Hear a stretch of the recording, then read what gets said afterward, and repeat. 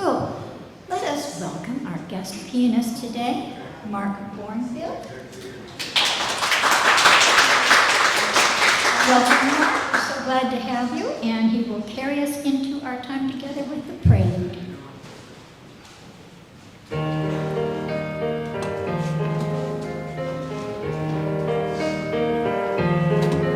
I see trees of green,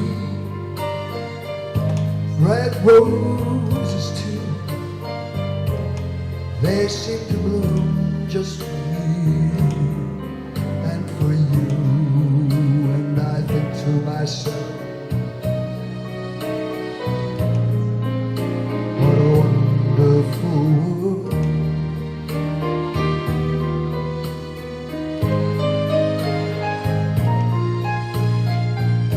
I see skies blue, clouds of white, bright blessed day, the dark sacred night. I think to myself, what a wonderful world.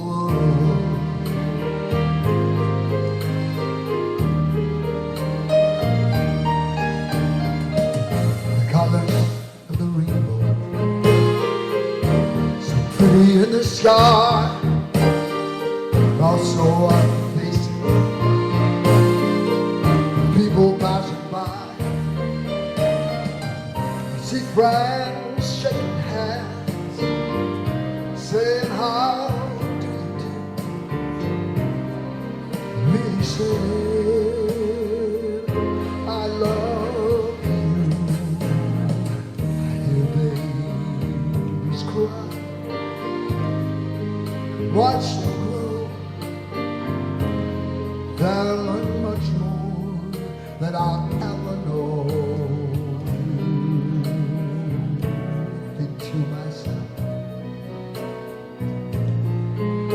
what a wonderful world.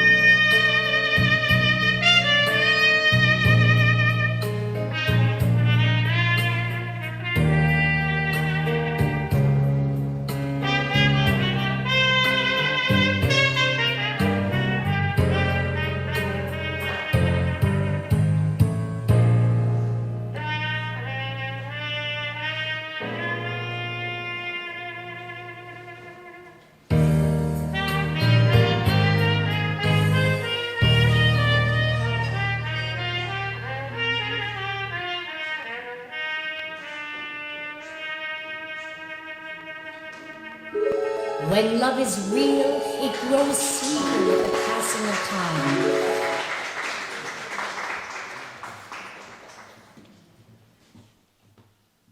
Wow. Thank you, Mark. That was wonderful.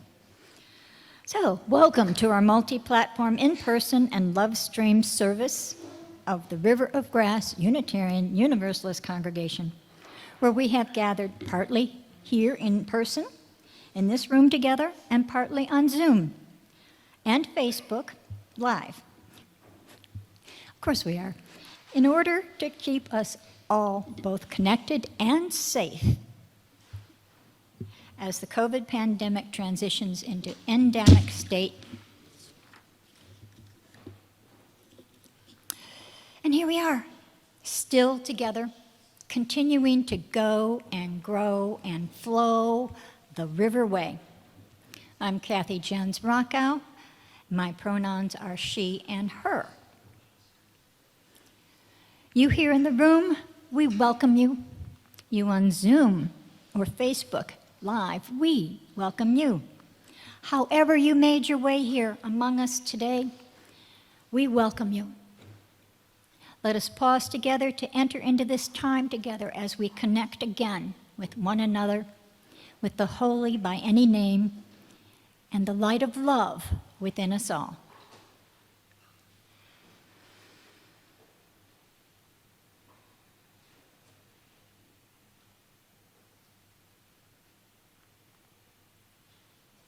And while we remain mindful that not everyone can breathe easy, nor find it easy to breathe, let us pause and take another couple of deep breaths as we breathe into our time together.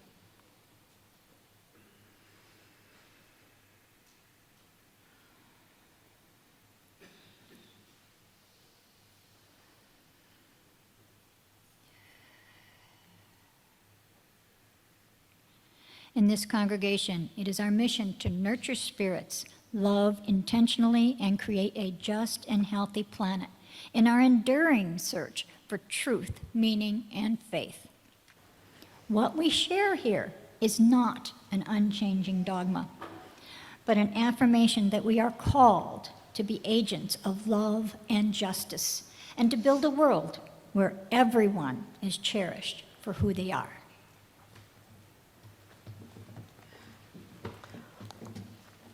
This morning we journey into our April explorations of what it means to be a people of resistance. We begin as we celebrate this season of liberation and renewal with the telling of the Passover story from the Jewish tradition, which holds hope in its heart and resistance at its core. We work that freedom might come in body and in spirit.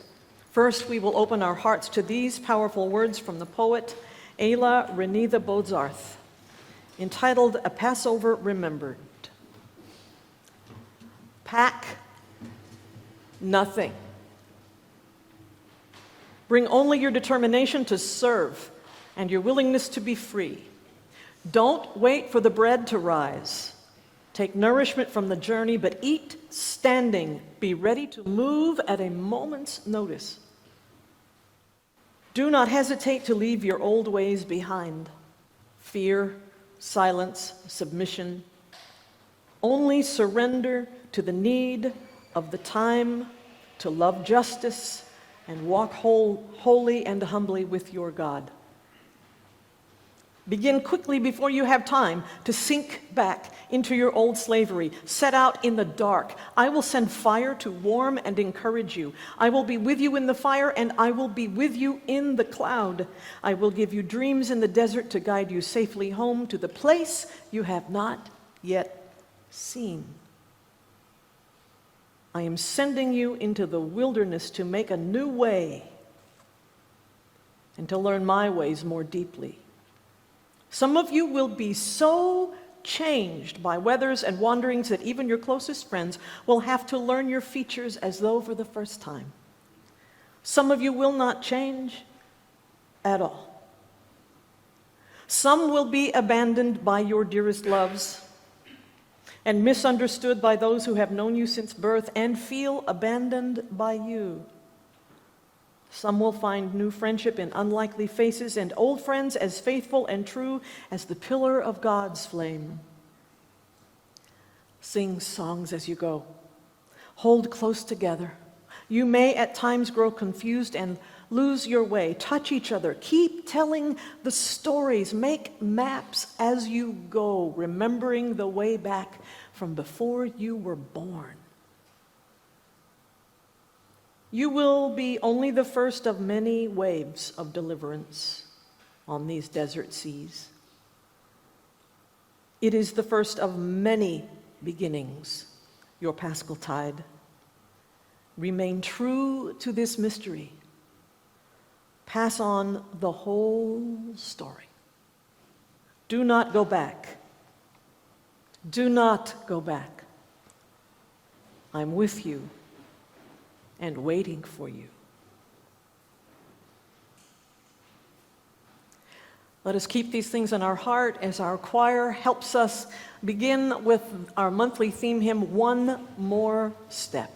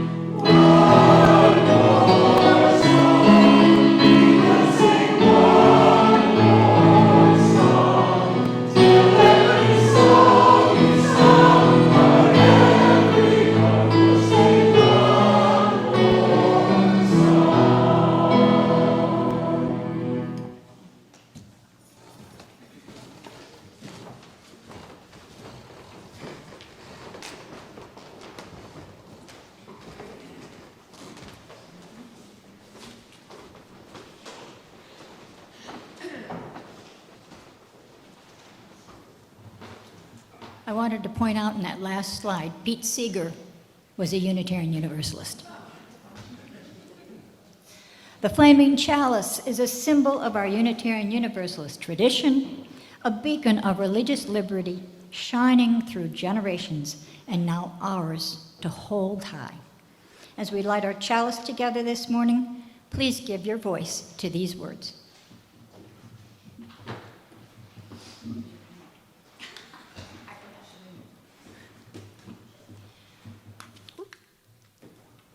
One of us is going to light this thing. Thank you. We light this chalice for the love that holds us, for the light that leads us, and for the hope that calls us on.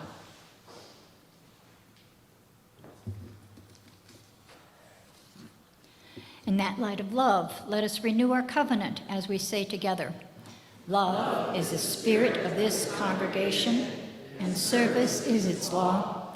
This is our great covenant, to dwell together in peace, to seek the truth in love, and to help one another.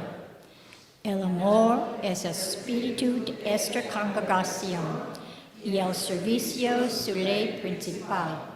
Esta es nuestra gran promesa, vivir juntos en paz, buscar la verdad al mismo amor. Adoramos mutuamente.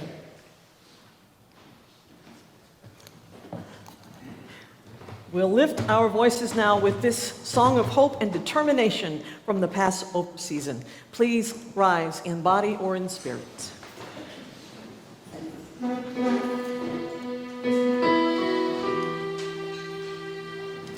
and everyone neath the vine and fig tree, with peace and unafraid. And everyone neath the vine and fig tree, with peace and unafraid.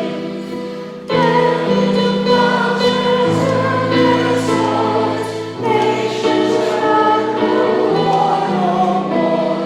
And into plowshares turn their swords, nations shall no war no more.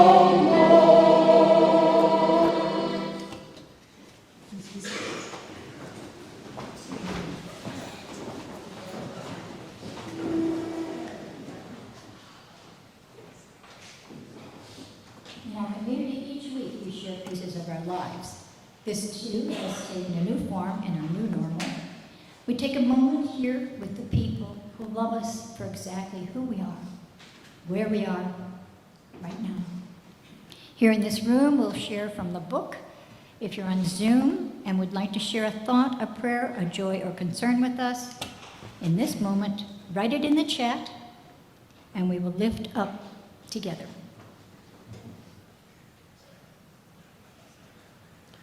Source of all, we come from here within this moment, reaching back to the moments that led us here and forward to the moments that we will fulfill.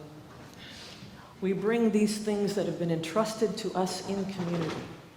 We know that there are things written and unwritten, spoken and unspoken. We know that we carry in our hearts those things we perhaps have no language to or not yet ready to share, but we still bring ourselves and our hearts into this community of care, of trust, of nurturing, of healing, of inspiration and empowerment. We lift the things that have been given to us, as well as those things in the world that we are so very aware of, that walk with us daily, that live with us, that roll alongside us. Those within our reach and those beyond our reach, we keep in mind this morning. As we vow once again to be a people who side with love, the fierce kind of love that can face hate and win. For love always in the end will win, if we do our part.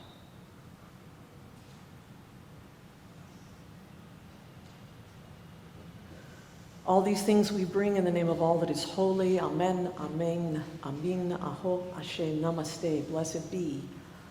And so it is.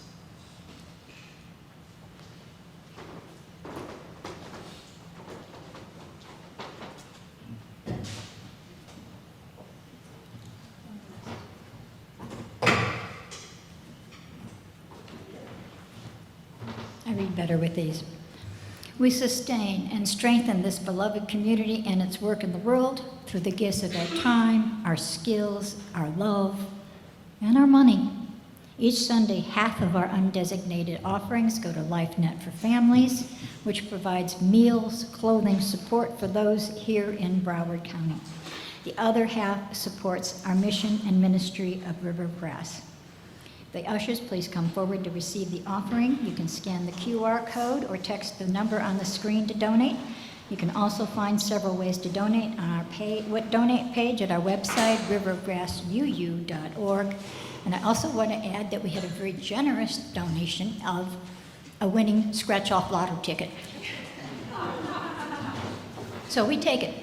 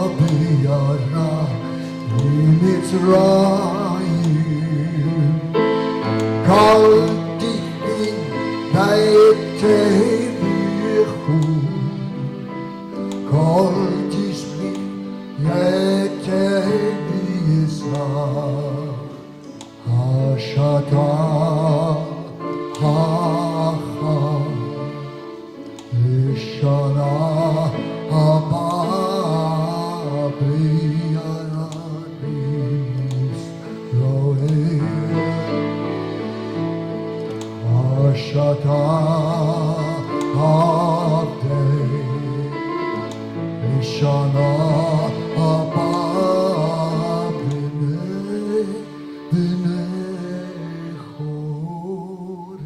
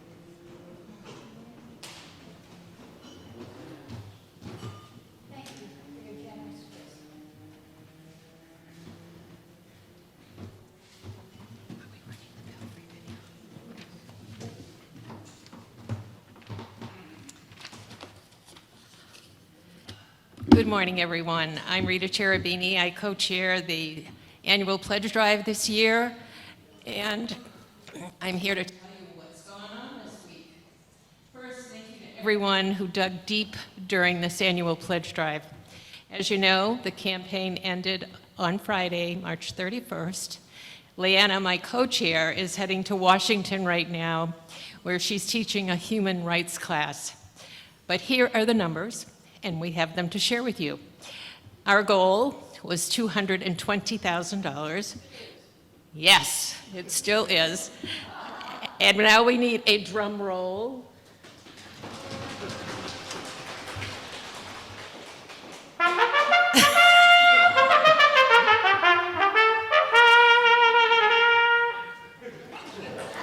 Thank you, Mark. So we have reached 87.5% of that goal from 54 members and 6 friends. Thank you. $192,556 received from you all. How's it look?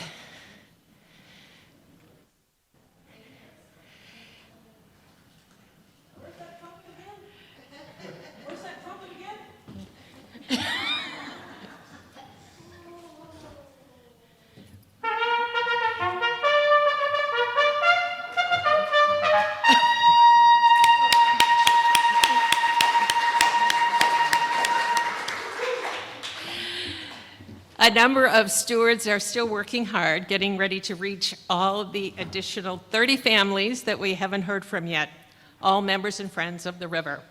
So, with that, we are extending the deadline. We have never done this before, but we are making a first. We are extending the deadline to April 15th. You know that date because, of course, you pay your taxes and you get a refund. So maybe you'll consider giving a little more to the river.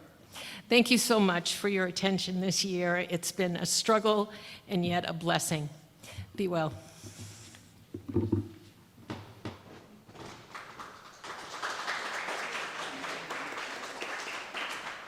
We'd like to call all our youngins and the young at heart and those who do not, yes, it is your turn, Peter, and those who do not fear gravity to come on up for a very special wisdom story this morning with our member, our beloved Peter Fox.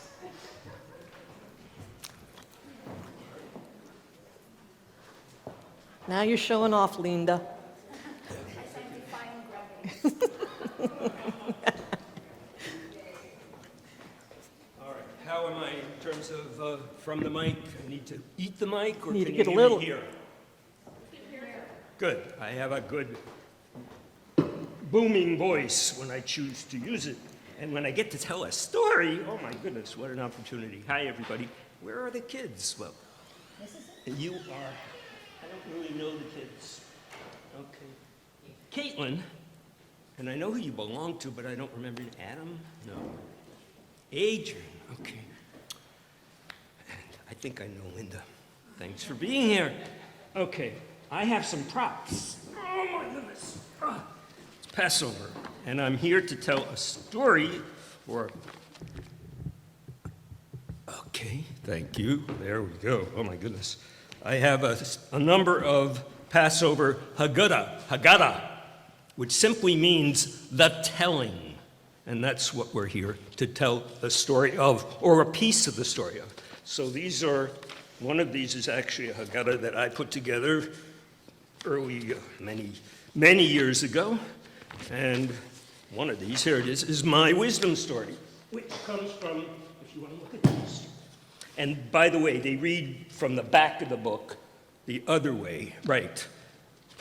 They read, the Hebrew people who read Hebrew, right, Jewish people read from right to left. Not all of these are right to left, because I don't. So anyway, and I brought a couple of props.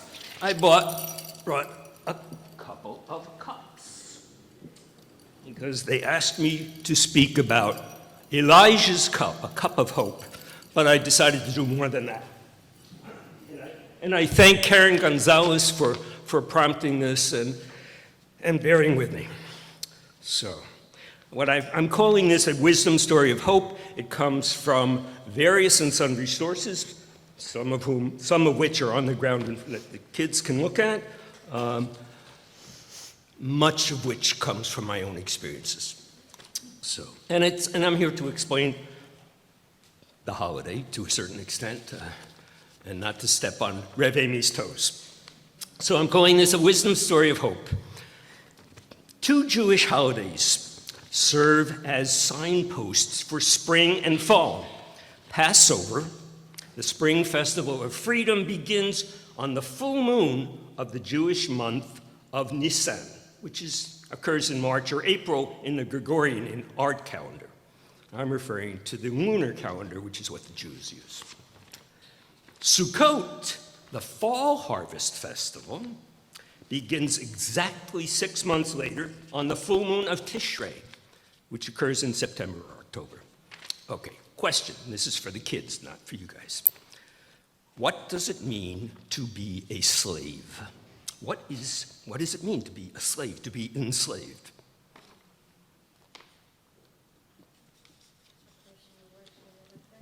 A person what? That works for another person. Are they being compensated? Are they getting paid for their work? They're not getting paid for their work or their service. Good. Thank you. Caitlin, that was great.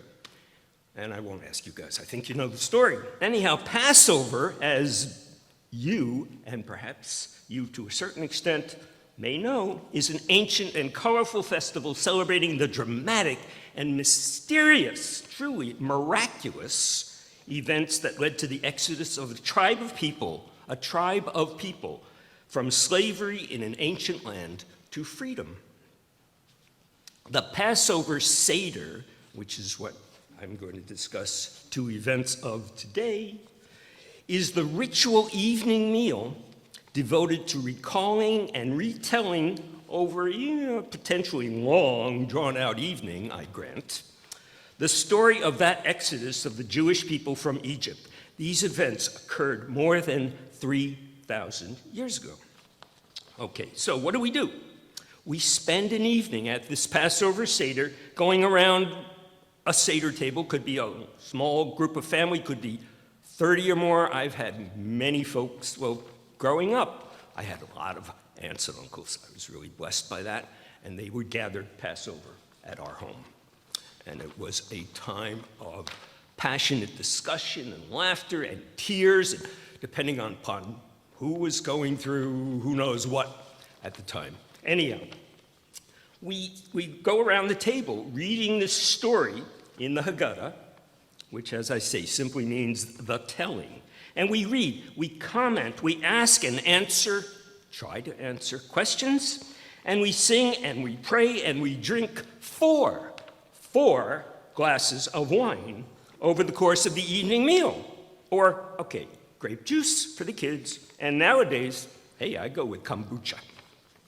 Regardless of what we may be drinking, the purpose of the Passover Seder is not simply to recall and retell the story of a people's deliverance from slavery, but to look at the world today where so many remain enslaved, and to rededicate ourselves to Tikkun Olam, the healing and transformation of our world.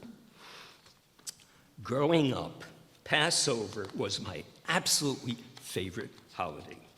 I loved the taste and texture of the special, exotic, symbolic, just for this holiday foods like gefilte fish. It's a kind of poached fish dumpling. Matzah ball soup. Some people call them matzah balls, some people call them cannonballs, depending on whose aunt was making them, and it generally was the women in my time.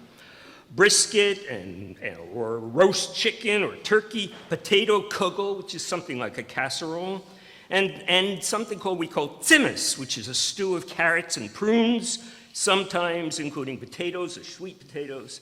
It's an unusual and exotic food, or as unusual and as exotic as this food experience may be, and it was, the most significant nature of this meal is and was the ritual retelling and reimagining of the dramatic story of a people's struggle from slavery to liberation.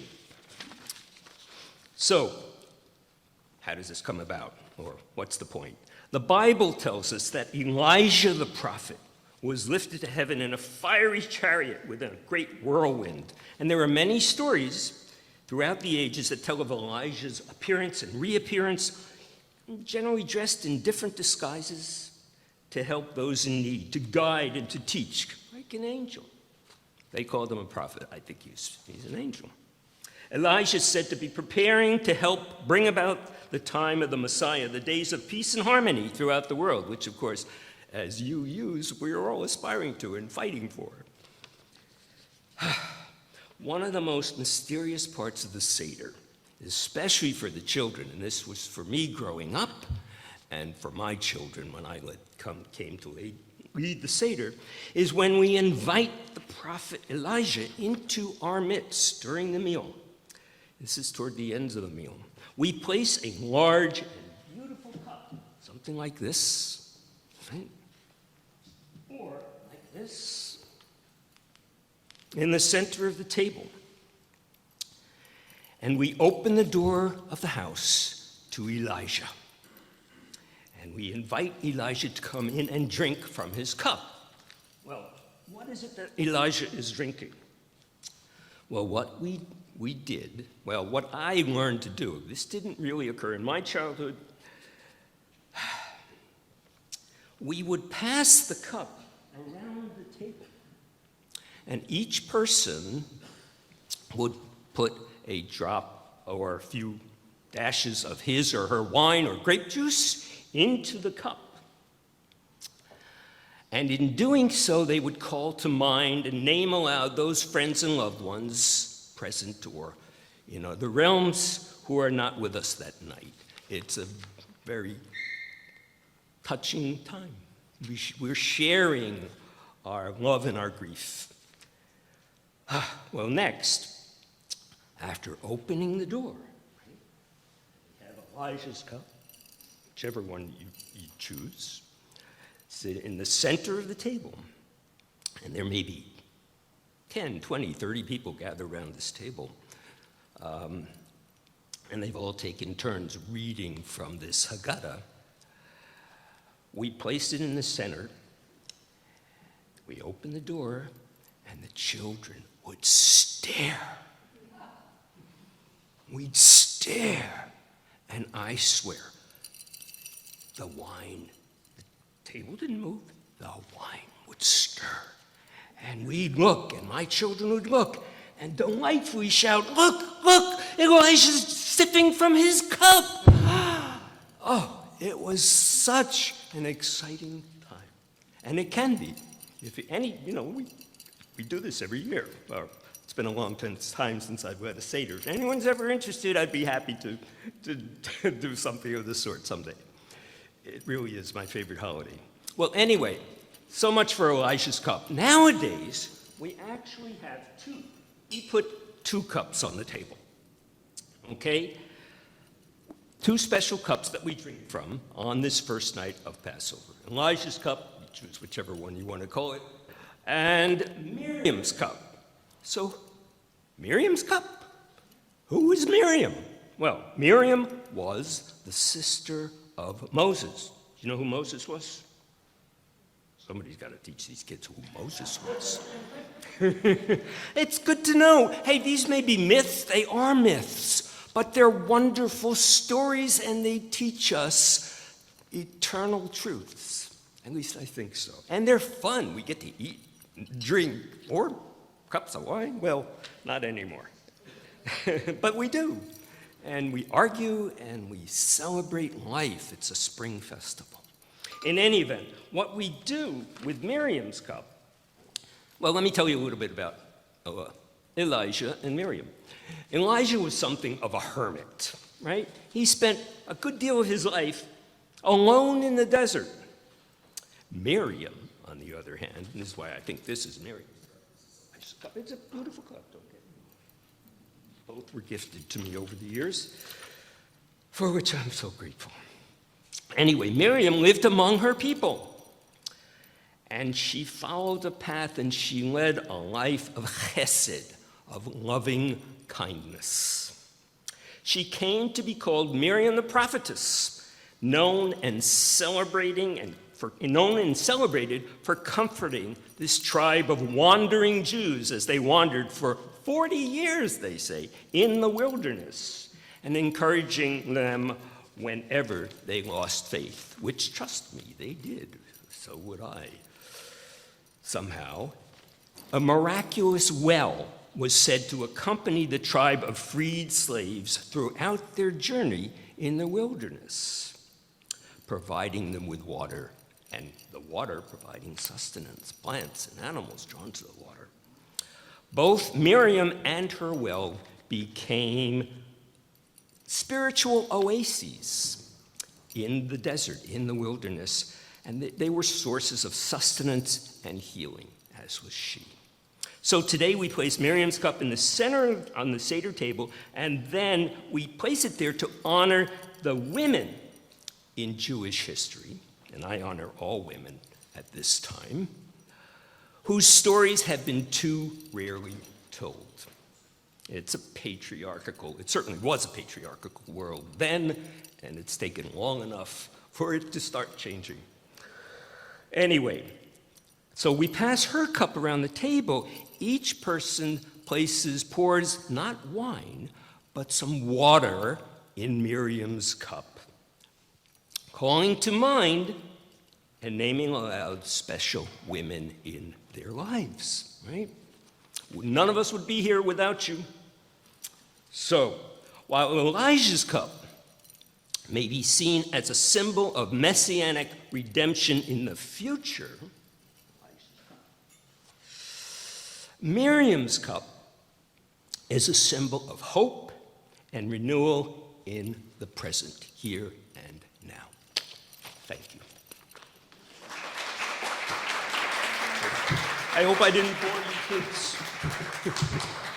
Let's sing our youngins to their classes. We love you and bless you and send you on your way.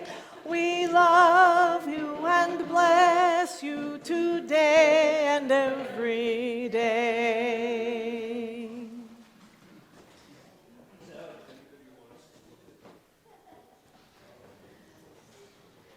One year, maybe, we will be able to have, we used to have a huge Seder at River of Grass. So let's look forward to this time next year. We'll be able to set a table for 90 and have our Seder once again. Could I have the kefir wade in the water, sir?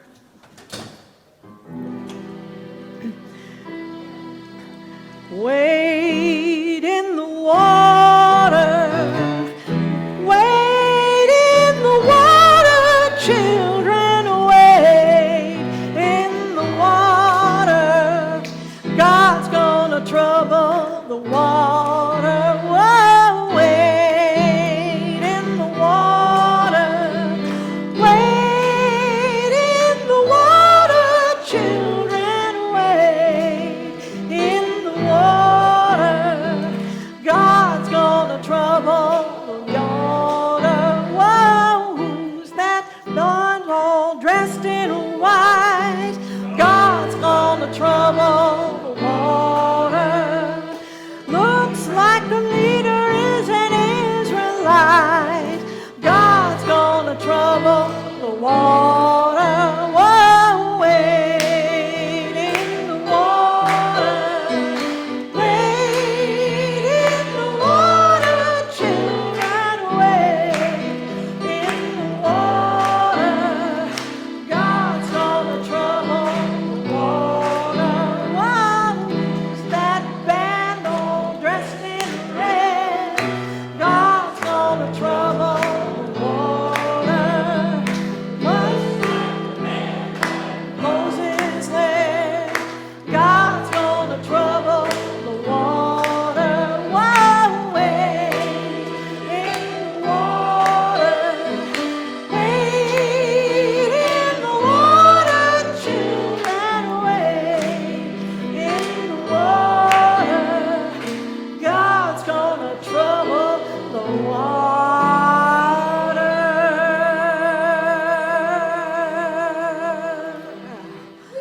Amen. You may be seated.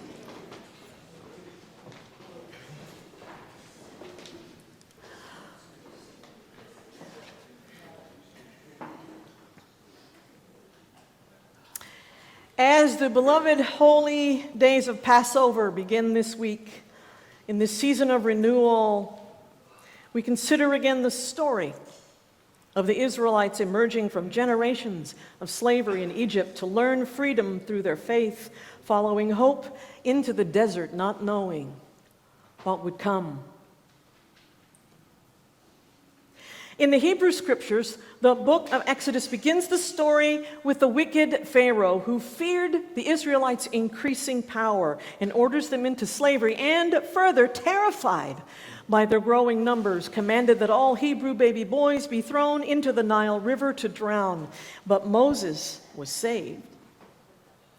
Moses was saved when his mother Yocheved placed him in a basket, which was then found by the princess of Egypt, Batya, Pharaoh's own daughter. Batya named him Moses, and through a wonderful twist in the story, though she raised him as her own, she raised him with the help of his own mother and his own sister Miriam. Though Batya never knew they were Moses' family. Moses grew up, and despite having been raised in absolute privilege, his heart was broken by the suffering of the Jewish people. Until finally God speaks to him from a burning bush and tells him to go tell Pharaoh, you know it, let my people go. Which we know Pharaoh did not do. Not after a plague of blood, nor plagues of frogs, or lice, or wild animals, or sick animals, or boils, or hail, or locusts, or darkness, each new plague worse than the last, until the worst suffering of all, the death of the firstborn. And with that, Pharaoh had finally had enough and ran to Moses, saying, go and take all of the Jews with you. And Moses said to the Israelites, grab only what you can carry. Prepare to leave at once. Don't even wait for your bread to rise. Just go. And so the Jews left Egypt with only sacks on their backs and hope in their heart. Now, the story goes that by the time the Israelites reached the Red Sea, Pharaoh had changed his mind and sent his army in hot pursuit. There, Moses and his people found themselves trapped at the edge of the Red Sea, between the water on one side and a pursuing army on the other, and they cried out in fear until an outright act of resistance to slavery, resistance to fear, resistance to the urge to surrender, to go back to the known in the face of the unknown. They stepped into the water, they split open the Red Sea, and the Israelites followed the call of liberation across dry land, and then the sea closed up behind them over Pharaoh's armies. Moses and his people finally free. Well, except from themselves and their own human nature and their own history and their own habits. It's from this point on that the Hebrew Scriptures begin to teach us how hard it is to get free, how much work it can take to hold on to hope that takes action. Or, as a beloved spiritual advisor of mine once advised me, sure, go ahead, you can run from your problems.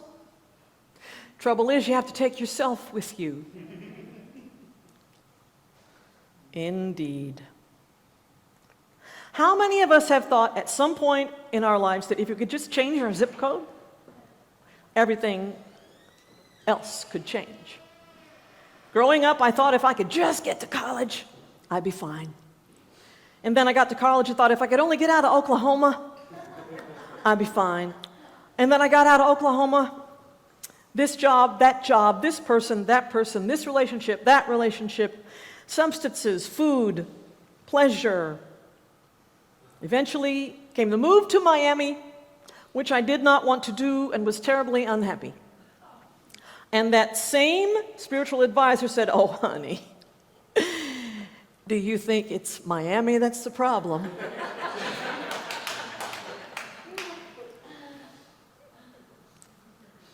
Maybe some of y'all have done stuff like this too. And even if we really have done a lot of work to leave some of our old ways behind, the destructive ways, the deluded ways, the painful, pointless ways, even when we've come so far and tried so hard, we still find ourselves tripping over old baggage we thought we dropped off long ago.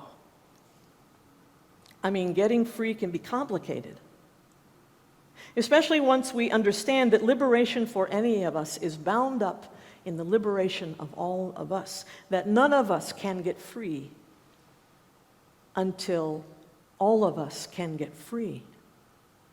And that means change. Change beyond hoping that things will get better.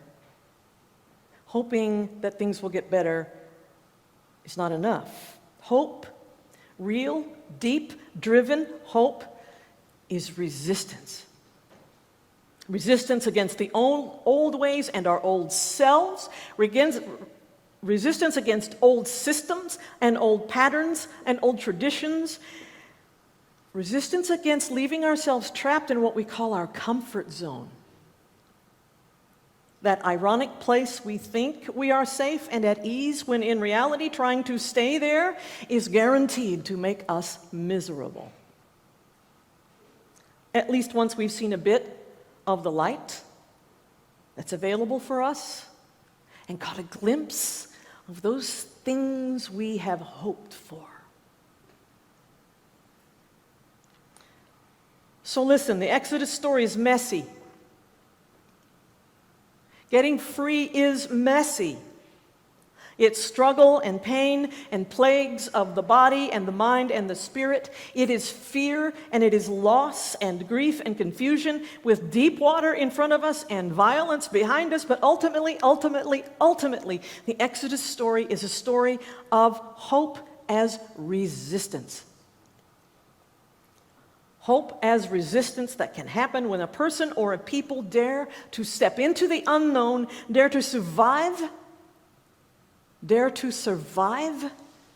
despite cataclysm and chaos and calamity, who have the sheer audacity to hold on, to stay together, to make new maps, and keep going, especially when it seems dangerous and irrational. So let's talk about what this hope thing really is. The beloved 19th century poet Emily Dickinson says, and you're likely familiar with this, hope is the thing with feathers that perches in the soul and sings the tune without the words and never stops at all. Oh, dear Emily, the thing with feathers that perches in the soul, the thing with feathers. I doubt that. I doubt that on this day we consider the meaning of the story of Exodus and prepare ourselves to fill Elijah's cup once more. For this is not a story as light as feathers. It's not a thing that perches anywhere. It's a thing that moves. Oh, this is a thing that scraps and wrestles and wades into rising water and suffers the heat of the desert and eats bread that never had a chance to rise and passes through generation upon generation, through trouble and turmoil and hate with fresh threats. Not out there on the horizon, in our world today. This very minute, at our doorstep. And this kind of hope still has the nerve to pour a cup for the prophet's return. This kind of hope still raises high the tambourine and dares to dance with Miriam and sing in spite of it all, and still holds up hope that we can be better, that the world can be better, and doesn't just hold up hope but takes action to make that hope real, to heal our world, to kun alam, and to heal ourselves, to keep going when it seems impossible. Because keeping hope alive in the face of it all is resistance, is defiance, is the only way we all survive. So no, Emily, hope is not a bird. Hope is a survivor, and a fierce one. Or as the poet Caitlin Saida insists with apologies to Emily Dickinson, hope is not the thing with feathers that comes home to roost when you need it most. Hope is a thing with teeth and claws and patchy fur because it's seen some stuff. It's what thrives in the discards and survives in the ugliest parts of our world, able to find a way to go on when nothing else can even find a way in. It's the gritty, nasty little carrier of such diseases as optimism and persistence and perseverance and joy, transmissible as it drags its tail across your path and bites you in the butt.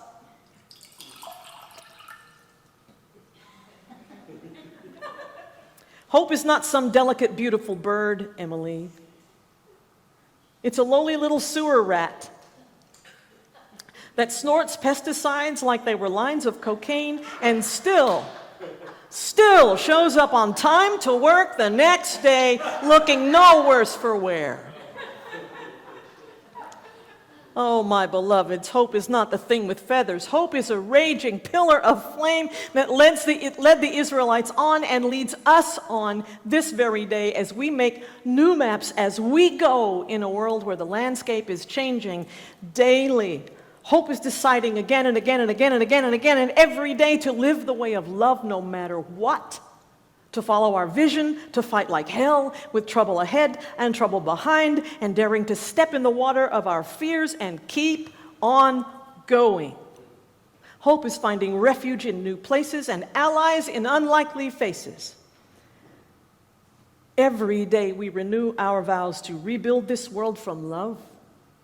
No matter how many times we must start again, no matter how long it takes, as we come again, no matter how many generations, we come again to this table to fill Elijah's cup and watch for the primal light that shone before the creation, to fill the world, to listen for the trumpet blast that heralds a new day. And I wrote that before I knew we had a trumpet. For hope is not a thing with feathers. Hope is a thing with fire. Hope is the daring to live the way of love and to rebuild our world in the wake of all we've been through in the past few years, to rebuild with kindness and love, with chesed.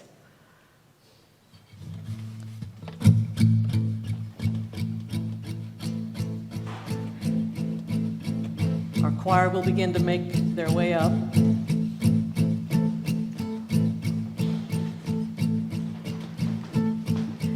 This piece is a beautiful one by the Rabbi Menachem Creditor, written in the wake of 9/11.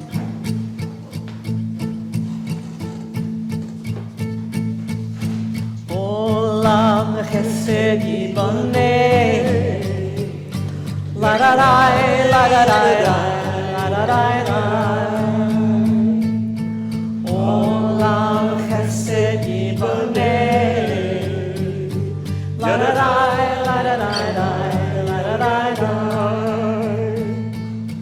Olam chesed yiboneh, la da da la da da la da da. Olam chesed yiboneh, la da da la da da. I will rebuild this world from love. I will build this world from love. La da da, la da da da, ya da da da. You must build this world from love. Ya da da, ya da da da, ya da da da. And if we build this world from love,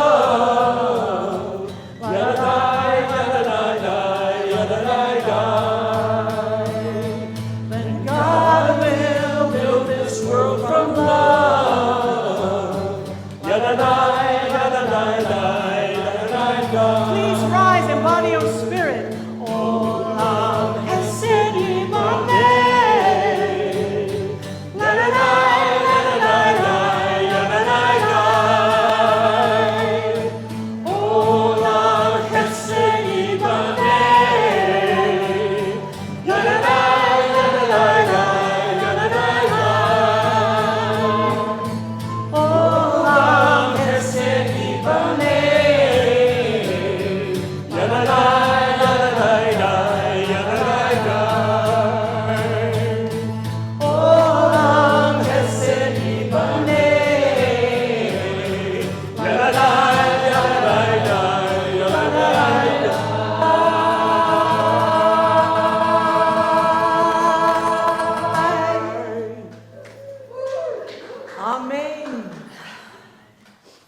Olam chesed yiboneh. I will build this world from love. You must build this world from love. And when we build this world from love, God will build this world from love.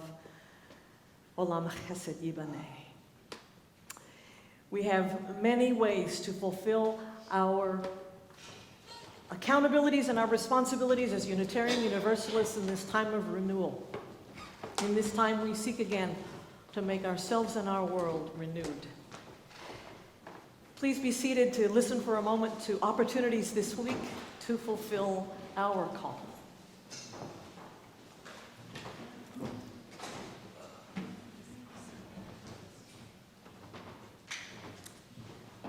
At the River, we offer many ways to live our Unitarian Universalist faith in action. You'll find them in our weekly email, our Facebook page, and our website, riverofgrassuu.org. Here are some upcoming opportunities to fulfill the mission and vision of this congregation and other announcements for the life of the beloved community. And in our children's small group this morning, they are learning about resistance of the Jewish people through stories of their exodus from Egypt and the secret escape of Danish Jews into Sweden. And next week, following service on April 9th, all the young'uns are invited to hunt for eggs and donated food items to benefit LifeNet for Families. If you can, I have props.